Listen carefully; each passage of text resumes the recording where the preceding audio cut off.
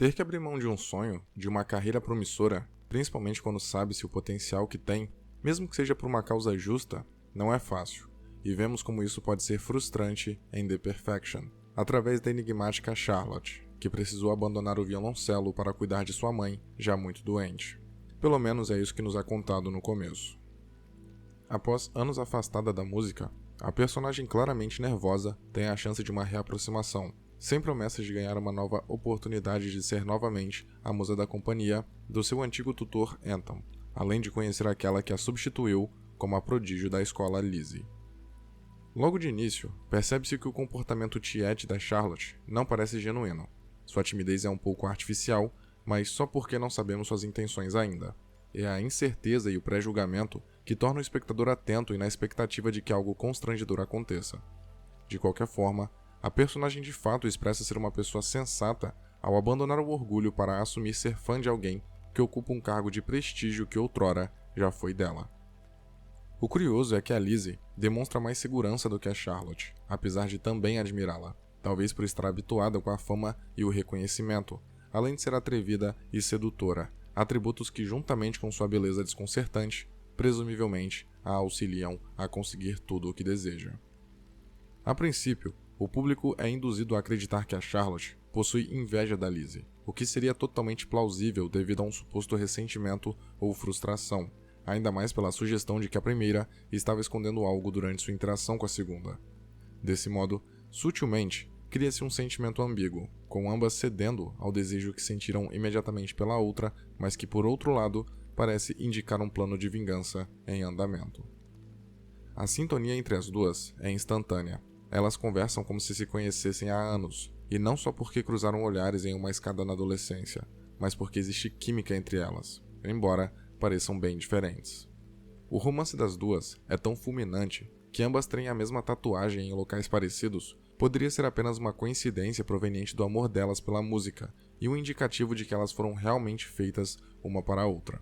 Contudo, o desenho carrega um significado obscuro, comprovando que, na verdade, elas são mais parecidas do que a gente imagina.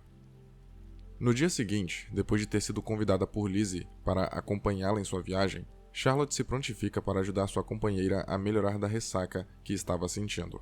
Porém, a supracitada desconfiança que já existia em volta da personagem desde o princípio volta a tomar conta da atmosfera do filme, pois, apesar de estar sendo prestativa, a Charlotte age de maneira suspeita. Mais tarde, embora tivesse tomado um remédio que teoricamente deveria ter aliviado o seu mal-estar, a Lizzie apresenta uma piora em seu estado. Antes, o que era só uma dor de cabeça se transformou em um sofrimento agonizante, que incomoda a audiência pela aflição que é transmitida através da personagem. Seu desespero é angustiante. É como se tivesse perdido o controle do próprio corpo. Ela sente a cabeça pegando fogo, o estômago revirando e um mal-estar crescente. Nesse momento, a desconfiança referente às verdadeiras intenções da Charlotte se intensificam, quando ela, primeiro, faz a Lizzie pensar que existem vermes em seu vômito, porque fica claro que a alucinação só começa após a sugestão da Charlotte, e depois quando, na tentativa de acalmar sua companheira, afirma ser capaz de cuidar de qualquer um. Logo, não é um absurdo presumir que, por causa dos longos anos dedicados a cuidar de sua mãe, a personagem tenha desenvolvido um complexo de ser necessária, de se dedicar a amparar alguém. Isso poderia ser um motivo razoável para a sua ação de envenenar a Lizzie, como forma de vingança e de suprir sua compulsão. Porém, nada mais no desenvolvimento da personagem corrobora essa hipótese, além da Charlotte, na verdade, não estar buscando vingança. Pelo menos, não contra a Lizzie. Antes da grande revelação, cabe ressaltar a competência do filme em criar um cenário paranoico e estarrecedor, que culmina na Lizzie cortando o próprio braço, visto que as duas personagens centrais estavam em um país distante, onde uma delas não dominava a língua local e ainda foram largadas no meio do nada, longe de hospitais, farmácias, postos ou da civilização. Quando finalmente o público tem a noção de que a Charlotte armou tudo, pacientemente através do condicionamento, leves sugestões e drogas, a fim de alcançar essa situação extrema, percebe-se que o intuito do filme era realmente deixar o espectador desconfiado. Isto é, o desconforto em relação à personagem era proposital. Por isso sua reação quando os supostos insetos saem do braço da Lizzie é atrasada, além da própria surpresa não ser convincente ou natural. Desse modo, quando acontece a reviravolta, não parece algo inesperado ou sem sentido. As peças automaticamente se encaixam, porque o espectador já estava esperando que ela fosse uma vilã. Em contrapartida, o sentimento de segurança que a revelação oferece, já que a audiência estava certa em suspeitar da Charlotte, é o que possibilita a outra grande virada da história. Inclusive, quando a Lizzie soca o porta-retrato da Charlotte, a câmera faz este movimento. Em princípio, simboliza a mudança de atitude da Lizzie, que estava emocionalmente arrasada por ter sido expulsa da escola de música, desesperada e desamparada, mas também é um indicativo de que algo mais surpreendente está a caminho, prestes a girar a trama. Acontece que todo o esquema da Charlotte não era para prejudicar a Lizzie. Na verdade, o intuito era justamente o oposto, ajudá-la. Claro que é difícil convencer alguém a arrancar o próprio braço sob o pretexto de que este ato promoverá a libertação, tanto que é por isso que ela arquitetou todo esse plano. Mas, de fato, era uma ação necessária, embora controversa. Isso porque o tutor da escola de música, Anton, não era o sujeito simpático e gentil que parecia ser nos poucos momentos que o vemos em tela no começo da exibição. Ele até tenta manter uma aparência de sensível quando a Lizzie surge em sua porta sem uma das mãos.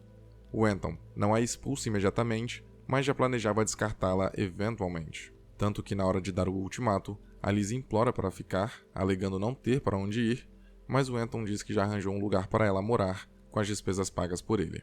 Porém, com a insistência da Lizzie, que até se humilha, apelando para o orgulho do tutor, falando sobre sua reputação e como suas ações têm poder no cenário musical, o personagem começa a revelar seu traço de impaciente e impiedoso, que antes era encoberto pela sua simpatia e educação.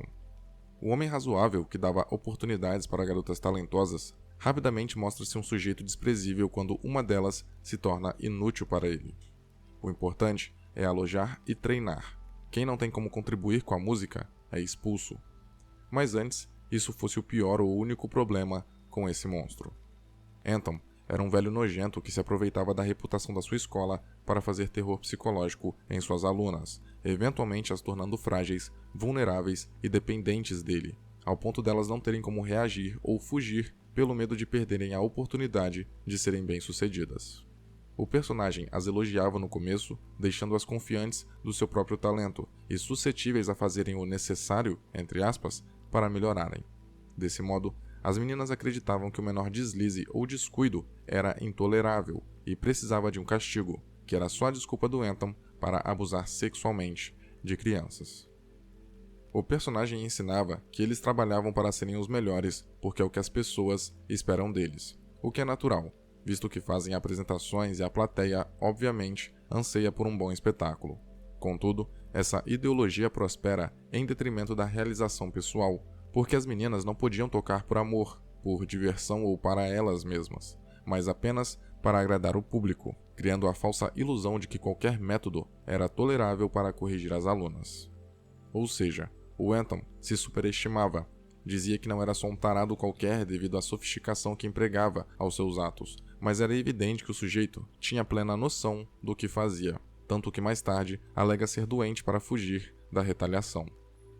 O Anton não tentava se iludir, ele tentava iludir os outros, como se os estupros fossem um favor para as meninas. Na verdade, o personagem fazia praticamente uma lavagem cerebral nelas, mas que em Charlotte não durou muito tempo. Através da iluminação, literalmente falando, da luz debaixo da porta, a personagem com 14 anos na época percebeu que não valia a pena pagar aquele preço para ser perfeita. Desse modo, se agarrou ao seu ímpeto de fugir daquela tortura e finalmente percebeu a gravidade da situação em que estava envolvida e o monstro que o seu admirado professor era. Aliás, nesse momento, ao notar que estava falando com alguém que sabia do que ele era capaz e do que já tinha feito, o Anton se sentiu livre para revelar sua verdadeira natureza, observada através da sua expressão. Impressionante como apenas com o olhar, o personagem consegue ser repugnante. Por outro lado, a Lizzie não alcançou a mesma catarse da Charlotte. Ela foi iniciada nesse mundo muito nova e, presumivelmente, passou vários anos sendo abusada pelo Anton, o que a fez não desenvolver o discernimento do quanto aquilo era errado. A lavagem cerebral foi tão profunda que talvez ela jamais chegasse ao esclarecimento de maneira espontânea, até porque no presente da história, a Lizzie era talentosa, famosa e bem-sucedida. Na mente deturpada da personagem, ela devia ser grata pelo professor que teve e acreditava que o Anton não a deixaria na mão. Ironicamente, apenas depois de ter cortado a própria mão, que ela finalmente abriu os olhos. Embora paute o drama da Charlotte no fato dela ter abandonado uma profissão que amava e, de certa forma, não ter conseguido aproveitar bem sua juventude por estar constantemente ocupada cuidando de outra pessoa, The Perfection não se aprofunda nesse assunto. Presume-se que sua apatia é derivada dessa fase de sua vida, mas não existe continuidade desse drama para dar ênfase na relação conturbada das duas violoncelistas, e, posteriormente, na vingança delas contra o Anton. Inclusive, cabe mencionar como algumas passagens ganham outro significado quando finalmente descobrimos a verdadeira intenção da Charlotte. Veja, esse olhar a princípio parece de ressentimento, mágoa e frustração, de alguém que projeta a culpa pela sua dor nos outros e que manifesta uma intenção de machucar. Porém, ao entendermos todo o contexto, esse olhar ganha um teor de preocupação, compaixão, indicando que a personagem estava ansiosa para salvar uma pessoa com quem se identificava. Ou seja, o que tinha tudo para ser fruto de inveja, revelou-se ser uma busca por primeiro, salvamento, e depois, por justiça e punição. O Anton defendia tanto que os seus atos horríveis eram necessários para as meninas conseguirem tocar, através da dor que, no fim, é o que ele recebe. Por incrível que pareça, ele sobrevive, mas apenas o suficiente para ouvir o dueto da Charlotte e Lizzie. No final, ele pagou o preço para finalmente ouvir a perfeição.